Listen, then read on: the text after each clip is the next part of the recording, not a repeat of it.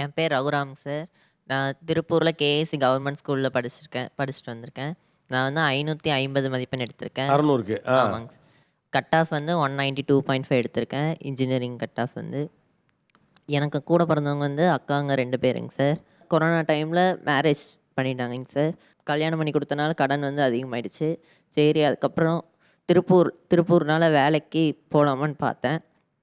சரி 11த், 12த் மட்டும் படி. அதுக்கப்புறம் காலேஜ் முடித்தா நல்ல வேலையே கிடைக்கும். இப்போ எதுக்கு வேலைக்கு போயிட்டுருக்க அப்படி சொன்னாங்க. அதனால் நான் 11த், 12த் வந்து படித்தேன். ஸ்கூலில் டீச்சர்ஸ் எல்லாமே ஹெல்ப் பண்ணாங்க. யூனிஃபார்ம், நோட் புக்ஸ் எல்லாமே 10th கிளாஸ் மிஸ் செண்பகம் மிஸ்ன்னு சொல்லி அவங்க எல்லா ஹெல்ப்புமே பண்ணாங்க. அதனால் அவங்க சப்போர்ட்டில் வந்து படித்து முடித்தேங்க சார். அது 10th முடிச்சு தானே வேலைக்கு போயிடலாம்னு நினச்சிங்க. ஆமாங்க சார். அந்த முடிவை எது மாத்துச்சு?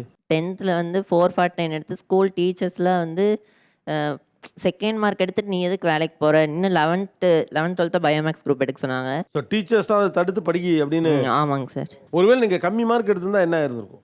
திரும்ப அதே கம்பெனிக்கு வேலைக்கு தான் இப்போயே போயிட்டு தாங்க சார்.